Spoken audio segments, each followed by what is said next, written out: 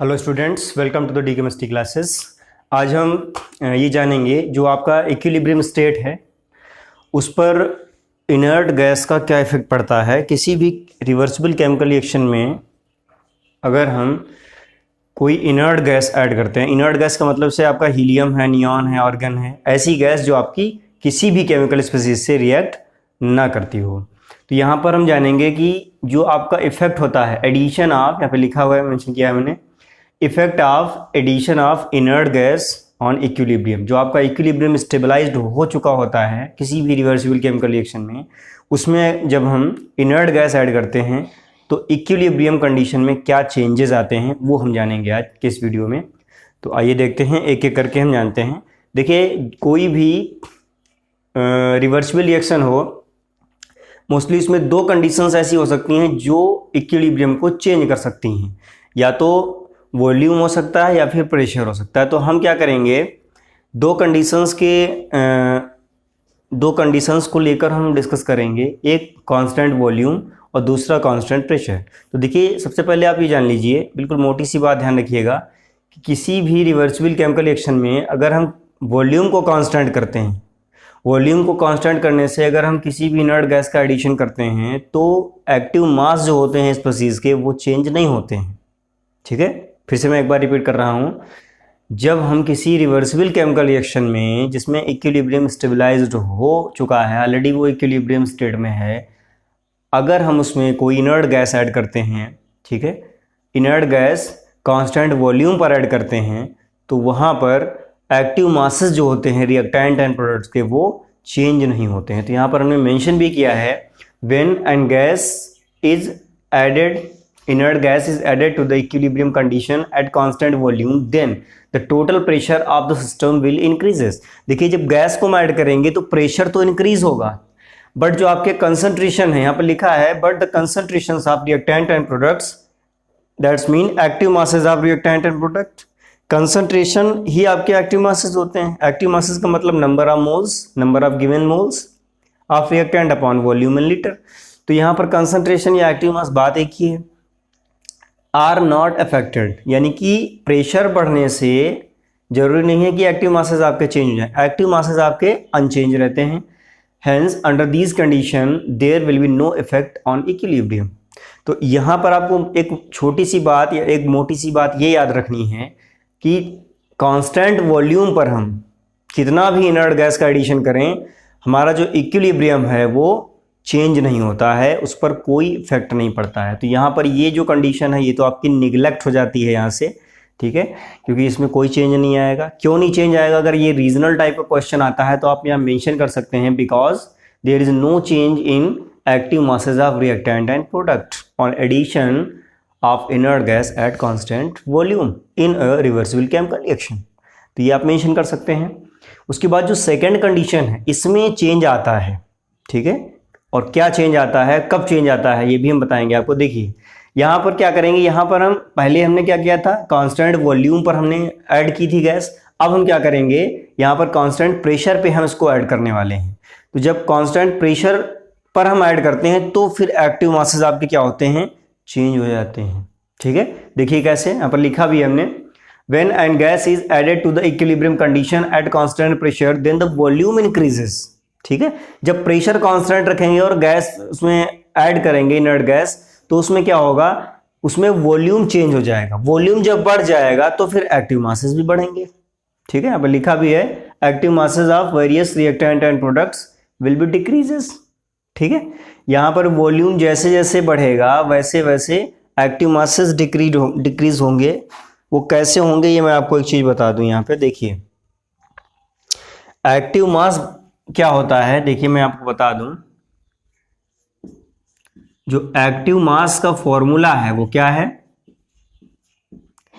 Number of moles, ठीक है, upon volume, ये फॉर्मूला होता है। तो अभी मैं जिसकी बात कर रहा था कि वॉल्यूम इंक्रीज होता है, ठीक है, तो एक्टिव मास कैसे डिक्रीज होता है। देखिए, यहाँ पर एक्टिव मास जो है वो वॉल्यूम के इनवर्सली प्रोपोर्शनल है। जैसे जैसे वॉल्यूम बढ़ेगा, नंबर ऑफ मोल्स आपके अगर कांस्टेंट हैं, तो फिर एक्टिव मास क्या होगा, यहाँ पर एक्टिव मास पूरा कर लीजिएगा, ये आपका एक्टिव मास है, ठीक है। तो ये जो एक्टिव मास होता है ये इन्वर्सली प्रोपोर्शनल होता है किसके, वॉल्यूम के, जिसकी वजह से यहाँ पर जो भी हमने लिखा हुआ है volume increases and active masses of various reactant and products will decrease, यानी कि ये घट जाता है। अब देखिए यहाँ पर एक चीज और समझ लीजिए कि जब एक्टिव मास में वॉल्यूम बढ़ने से, सॉरी, जब आपका वॉल्यूम बढ़ने से एक्टिव मास डिक्रीज हो रहा है, तो जो आपका इक्विलिब्रियम कांस्टेंट होता है उसका फॉर्मूला क्या होता है। देखिए मैं केसी और केपी का यहाँ पर मेंशन करने जा रहा हूँ, ध्यान दीजिएगा। या तो इसको आप केसी समझिए या केपी, ठीक है। चलो केसी के टर्म्स में ही आपको मैं क्लियर किए दे रहा हूँ। देखिए केसी का जो फॉर्मूला होता है उसमें एक्टिव मासेस ही तो इन्वॉल्व होते हैं। यहां पर लिखा जाता है एक्टिव मास ऑफ प्रोडक्ट्स, ठीक है, अपॉन एक्टिव मासेस ऑफ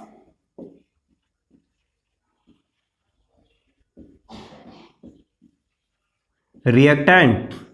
यही तो फॉर्मूला हम यूज करते थे जब हमने एक्सप्रेशंस ड्राइव किए थे, ठीक है। जब हमने एक्सप्रेशंस ड्राइव किए थे तो मैंने यही फॉर्मूला यूज किया था, सब जगह यही यूज किया है। तो यहां पर देखिए एक्टिव मास से सीधा सीधा इसका रिलेशन। अब एक्टिव मास अगर चेंज हो जाता है तो सिंपल सी बात है कि इक्विलिब्रियम अपने आप चेंज हो जाएगा। तो यहां पर आपको एक चीज ये ध्यान रखनी है कि कांस्टेंट प्रेशर पर, केवल और केवल कांस्टेंट प्रेशर पर अगर हम ऐड करते हैं किसी भी इनर्ट गैस को इक्विलिब्रियम कंडीशन में, तो इक्विलिब्रियम आपका चेंज हो जाएगा। अब इक्विलिब्रियम किस साइड चला जाएगा, इक्विलिब्रियम की जो डायरेक्शन है वो किस साइड हो जाएगी, ये भी हम जानेंगे। देखिए यहाँ पर मेंशन भी किया है हमने, in order to overcome this stress, ये जो आपका स्ट्रेस आ जाता है जिसकी वजह से ये जो क्या नाम है एक्टिव मास आपका डिक्रीज हुआ है, इसको कम करने के लिए क्या होता है, the equilibrium will shift to the direction there is increase in number of moles. यानी कि जो आपके गैसियस सब्सटेंसेस होते हैं उनकी जो नंबर ऑफ मोल्स हैं वो जिस साइड ज्यादा होते हैं उस साइड इक्विलिब्रियम क्या होता है, शिफ्ट हो जाता है। तो मैंने यहाँ पर दो एग्जांपल्स मेंशन किए हैं, example first and example second. अब इन एग्जांपल्स को लेकर हम एक एक चीज को क्लियर करेंगे, बहुत केयरफुली वॉच करें। देखिए जैसे ये आपका पहला एग्जांपल है 2SO3 in gaseous state, reversible का साइन है, उसके बाद 2SO2 प्लस O2, ये आपका एक डिकम्पोजिशन है, ठीक है। इसमें हम क्या करेंगे, सबसे पहले नंबर ऑफ मोल्स को हम यहाँ पर कंफर्म कर लेते हैं। देखिए यहाँ पर कितना मोल है, ये आपका, ये आप सभी को पता है, यहाँ पर ये 2 मोल्स हैं, ठीक है। और इधर आप अगर देखेंगे 2 मोल्स एंड 1 मोल्स, ठीक है, 2 मोल्स 1 मोल, ओवरऑल कितना हो जाएगा, 3 मोल हो जाएगा, ठीक है। अब बताइए किस साइड ज्यादा नंबर ऑफ मोल्स हैं, इस साइड ज्यादा नंबर ऑफ मोल्स हैं, इस side come number of moles हैं। तो अभी हमने जो आपको बताया है, जो डिस्कस किया है कि कांस्टेंट प्रेशर पर अगर हम किसी रिएक्शन में इनर्ट गैस ऐड करते हैं, मान लिया हमने कि ये जो रिएक्शन है इसमें हमने इनर्ट गैस ऐड किया। अब ये जो रिएक्शन है इसमें नंबर ऑफ मोल्स इधर कम आ रहा है, इधर ज्यादा आ रहा है। तो अभी जो मैंने बताया कि इक्विलिब्रियम हमेशा उस साइड शिफ्ट होता है जिस साइड ज्यादा नंबर ऑफ मोल्स होते हैं। तो यहाँ पर मोर नंबर ऑफ मोल्स इधर हैं, इधर कम नंबर ऑफ मोल्स हैं, तो इक्विलिब्रियम कहाँ चला जाएगा, जरा नीचे हम मेंशन करने जा रहे हैं। देखिए यहाँ हो जाएगा इक्विलिब्रियम शिफ्ट्स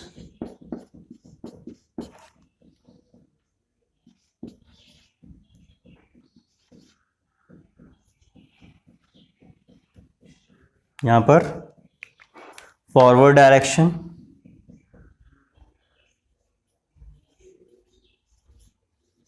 ठीक है। फॉरवर्ड डायरेक्शन में क्यों हो जाएगा ये भी आप समझ लीजिएगा, ठीक है, नहीं तो हर रिएक्शन में आपको कंफ्यूजन होगी। देखिए अभी मैंने बताया कि जिस साइड ज्यादा नंबर ऑफ मोल्स होते हैं उस साइड वो शिफ्ट हो जाता है, तो ये फॉरवर्ड डायरेक्शन में चला जाएगा। यहाँ पर लिखेंगे on addition of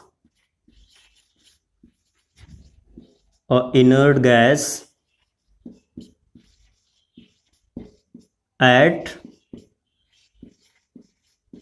constant pressure को कांस्टेंट करके अगर हम ऐसा करते हैं तो इक्विलिब्रियम में ये आपको देखने को मिलेगा। ठीक है, तो ये चीज़ आप ध्यान रखिएगा। तो यहाँ पर आई थिंक आप समझ गए होंगे कि किसी भी केमिकल रिएक्शन पे अगर आपको क्वेश्चन पूछा जाता है एडिशन ऑफ इनर्ट गैस से रिलेटेड और आपसे पूछा जा रहा है कि इक्विलिब्रियम की कंडीशन में क्या चेंजेस आएंगे, तो आप आसानी से कर ले जाएंगे। दूसरा एग्जांपल ये है N2 + 3H2 gives 2NH3। इसमें भी देख लेते हैं, जो हमने प्रोसेस इसमें अप्लाई किया है सेम प्रोसेस हम यहाँ भी अप्लाई करने वाले हैं। देखिए यहाँ पर कितना मोल है, इसका 1 मोल है। ये आपका कितना मोल है, ये 3 मोल है। और यहाँ कितना है, यहाँ पर 2 मोल है, 2 मोल NH3 है। इधर अगर आप टोटल कर लेते हैं तो इधर कितना हो जाएगा, इधर 4 मोल हो जाएगा, उधर आपका 2 मोल है। अब देखिए अगर इस कंडीशन को आप इसमें अप्लाई करते हैं तो इक्विलिब्रियम की जो डायरेक्शन होगी वो आपकी किस साइड आ जाएगी, बैकवर्ड शिफ्ट हो जाएगी। क्यों? क्योंकि अब इस साइड आपका 4 मोल है, इधर आपका 2 मोल है। तो मैंने आपको बताया था कि जिस साइड ज्यादा नंबर ऑफ मोल्स होते हैं उस साइड इक्विलिब्रियम शिफ्ट हो जाता है। तो ये ज्यादा है आपका मोल्स, ये कम साइड वाला है तो आपका जो इक्विलिब्रियम है वो बैकवर्ड शिफ्ट हो जाएगा। तो यहां पर लिख सकते हैं हम इक्विलिब्रियम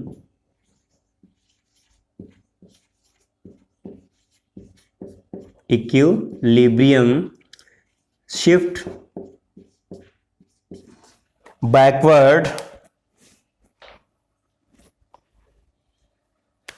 समझते भी चलिएगा साथ में, ताकि छोटे छोटे जो क्वेश्चन आते हैं वो आपसे फटाफट होते चले जाएं, ओरल हो जाएं आपके लिए।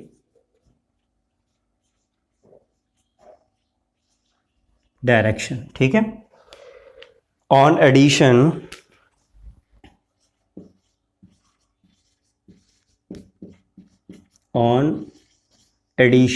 ऑफ अ इनर्ट गैस, ठीक है, एट कांस्टेंट प्रेशर। अब इसका कंक्लूजन भी आपको हम क्लियर कर देंगे। कंक्लूजन में एक टेबल से आपको हम क्लियर कर देंगे ताकि आपको याद रखने में आसानी रहे। तो आई थिंक आप समझ गए होंगे कि जो आपका इनर्ट गैस का एडिशन वाला होता है मैटर वो कितना इम्पॉर्टेंट है। और आपको अगर नोट करने की ज़रूरत पड़ रही है तो उसको नोट भी कर लें। और अभी हम कुछ कंक्लूजन, कुछ नोटेबल पॉइंट्स भी आपको बताएंगे कि कुछ ऐसे भी केसेस हैं, और भी हैं ऐसे केसेस जिन पर इनर्ट गैस का या एडिशन ऑफ इनर्ट गैस का कोई इफेक्ट नहीं पड़ता है इक्विलिब्रियम पर, तो वो भी जानेंगे। तो अभी बस तब तक इसको नोट कर लीजिए।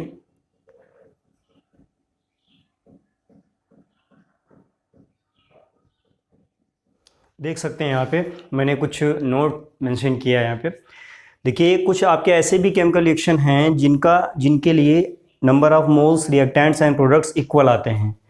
मेरा कहने का मतलब है जिनके लिए डेल्टा एन की वैल्यू 0 आती है। तो ऐसे रिएक्शंस में कोई भी इफेक्ट नहीं पड़ता है एडिशन का इनर्ट गैस का। एक चीज़ आप ध्यान रखिएगा कि वे केमिकल रिएक्शन जिनके लिए डेल्टा एन की वैल्यू 0 आती है, ठीक है, उन पर इनर्ट गैस के एडिशन का कोई इफेक्ट नहीं पड़ता है। यानी कि उन रिएक्शंस में इक्विलिब्रियम जो होता है, उन रिएक्शंस का इक्विलिब्रियम पर एडिशन ऑफ इनर्ट गैस का कोई इफेक्ट नहीं पड़ता है। मैंने यहाँ मेंशन भी कर दिया है। और जिन लोगों को ये प्रॉब्लम है कि डेल्टा एन क्या है, मैंने यहाँ मेंशन भी कर दिया है, number of moles of gaseous products and minus number of moles of gaseous reactants. ध्यान रखिएगा ये चीज़ केवल गैसियस रिवर्सिबल रिएक्शंस में ही अप्लाई होती है, यानी ऐसी रिएक्शंस में अप्लाई होती है जिसमें एटलीस्ट वन आपका गैसियस स्पीसीज इन्वॉल्व हो। तो यहाँ पर देखिए मैं एग्जांपल लेके इसको एक्सप्लेन करने वाला हूँ। देखिए मान लेते हैं कि जैसे ये आपने अभी जो स्टडी किया है कि डेल्टा एन की वैल्यू जहाँ 0 हमें मिलेगी वहाँ पर इनर्ट गैस का कोई इफेक्ट नहीं पड़ता है। देखिए एक ऐसा रिएक्शन यहाँ मैं लिखने जा रहा हूँ H2, ठीक है, in gas state plus I2 in gas state sign of reversible 2HI in gas state. अब देखिए दोनों साइड में, अब आप इस रिएक्शन के लिए डेल्टा एन की वैल्यू निकाल के जरा देखिए। यहाँ पर क्या करेंगे, मोल्स पहले देख लेते हैं। हाइड्रोजन का कितना मोल है, यहाँ पर 1 मोल है। इसका कितना मोल है, ये भी आपका 1 मोल है। यहाँ पर 2HI लिखा हुआ है, ये 2 जो है आपका यही स्टोइकोमेट्रिक कोफिशिएंट जो है, इसी को हम नंबर ऑफ मोल्स कहते हैं। तो यहाँ पर कितना मोल हो जाएगा, ये 2 मोल हो जाएगा। अब देखिए ये भी आपका 1 + 1, टोटल जो रिएक्टेंट है वो भी 2 मोल है और जो प्रोडक्ट है वो भी 2 मोल है। तो यहाँ पर हम क्या लिख सकते हैं, डेल्टा एन की वैल्यू इसके लिए क्या हो जाएगी, 0 आएगी। अब आप ऐसे रिएक्शंस में कांस्टेंट प्रेशर, कांस्टेंट वॉल्यूम कुछ भी कर लें, चाहे वॉल्यूम कांस्टेंट कर लें या प्रेशर कांस्टेंट कर लें, ऐसे रिएक्शंस पर कोई इफेक्ट नहीं पड़ता है इनर्ट गैस के एडिशन का। ये चीज़ आप ध्यान रखिएगा, ठीक है। यहाँ पर मैं इधर मेंशन किए दे रहा हूँ, no effect on equilibrium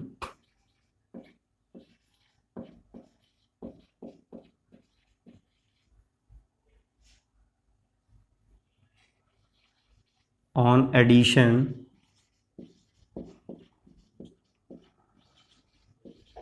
of a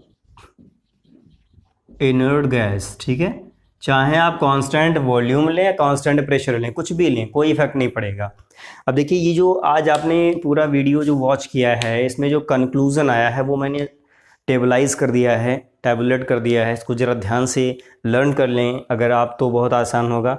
और ये आई थिंक आपके लिए इतना ज़्यादा टफ भी नहीं है, क्योंकि सारा मैटर मैंने जो भी आपको एक्सप्लेन किया है इस वीडियो में उसको मैंने समराइज़ कर दिया। देखिए अगर वॉल्यूम कांस्टेंट है और डेल्टा एन आपका 0 आ रहा है, ठीक है, 0 आए, पॉजिटिव आए या नेगेटिव आए, कोई इफेक्ट नहीं पड़ना। मैंने आपको प्रीवियस में सबसे पहला जो पॉइंट डिस्कस किया था वहाँ पर भी आपको बताया था।